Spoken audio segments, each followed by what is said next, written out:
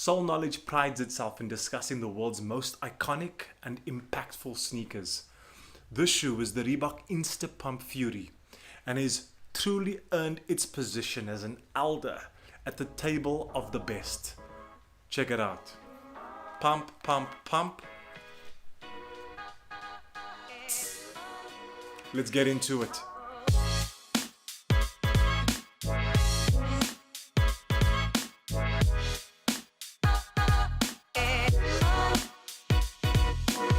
Welcome back to Soul Knowledge, the home of the sneaker story and the home of sports culture insights. I'm your host Bernie Wickham and I am the sneaker evangelist. I gotta share with you guys that during the late 90s I was a Reebok nut. There was just so much that the brand was pushing out that was catching my attention in that innovation. The DMX story I loved so much. DMX Run 10, The 6, Allen Iverson's The Question. Then Reebok did the electrolyte story with an ultra lightweight midsole versus outsoles. Loved that completely. Then in the hexalite story, I was a fan of the Hexecutor, the Mud Dogger. Some of these I couldn't even find images for right now as I was planning this episode for you. But so many great shoes actually just lost in history.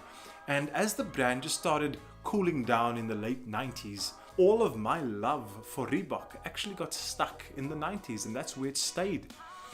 I gotta tell you that at the end of this episode, I'm going to reveal 6 reasons why I believe you should refocus your attention onto the Reebok brand. Something special is happening in that space. But for now, let's get into this story. Our story starts with a guy by the name of Paul Fireman who gets the rights to Reebok in North America. And in doing so, he actually puts together a team of free thinkers and innovators to work on new technology for the brand in a very competitive space.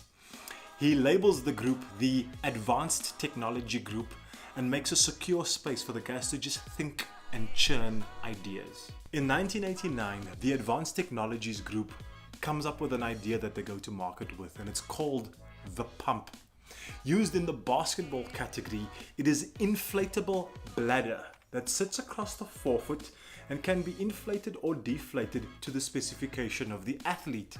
Now this inflation and deflation actually makes the foot fit more securely inside of the shoe with your very unique specifications of your feet. Now because 2 feet are not the same, not even your own, this was a great idea for fit within the basketball space. The Pump is born. The moment which gave the Pump absolute credibility was 1991's NBA Slam Dunk competition, in which D. Brown pumps up his sneakers just before every dunk that he plans. Pump it up in preparation, the crowd loved it, and they got themselves asking, is it the shoes? The Pump wins. Now the Reebok lead, Paul Fireman, decides to employ a guy by the name of Steve Smith. Now don't forget this name because he's quite critical in my 6 reasons to believe a bit later on. But Steve Smith takes over the leadership of the Advanced Technologies Group. He rebrands it later to the Reebok Advanced Concepts. Yes, I've got the hat to match. But within his leadership, they create the cushioning technologies called hexalite. And hexalite would later be used in the InstaPump Fury. See where this is going. Here's how it all pulls together. Steven Smith and his team at Reebok Advanced Concepts are given a briefing to create a lightweight and minimalistic runner. The first thing that they do is they remove the bladder from the Reebok Pump and they use that bladder as the primary upper for the shoe. That's why this aesthetic has got such a rugged edge, because it has taken it from the bladder itself. Beyond that, the guys start cutting back pieces where the bladder is not particularly needed to cut back and make the upper even lighter. The next piece in lightening up the shoe is that they've taken a decoupled outsole and midsole concept by getting rid of this entire middle piece and creating 2 separate pieces, forefoot and rear foot, completely independently of one another, hence reducing that weight. But then keeping the whole structure completely rigid with this graphite plate which keeps things nice and stable but does not add to the weight at all. In the rear foot is the recently introduced hexalite technology, also keeping things nice and light. And the final result is a shoe that is part of the lightest within its category within 1994 when the shoe was released, but also the most iconic shoe of its time, and a shoe that is so far ahead of its time that even in today's day and age you look at it and think this is still a futuristic looking piece of footwear. For that reason is why it has become so iconic and deeply set into popular culture, and the reason why this is a must-have for every sneaker collection. The version that I'm holding this evening is actually the 25th anniversary version of the InstaPump Fury. This is the prototype version in the original colorway. This is pair number 231 of 1994 or 1994, the year that it was launched. And this has actually been made available to Soul Knowledge by Jason Vessels. You may have heard that name before because he is a continuous contributor to Soul Knowledge. So Jason, thank you. And then also the second shoe that Jason has made available for us is the InstaPump Fury Road, also known as the What the Camo. What a legend. This is the 6 reasons why Soul Knowledge believes you should keep your eye on the Reebok brand. Number 1, the amount of collaborations that Reebok has been doing in the recent past is monumental.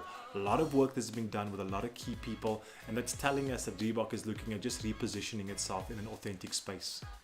Number 2, Reebok has a massive line of back catalog product that is just amazing.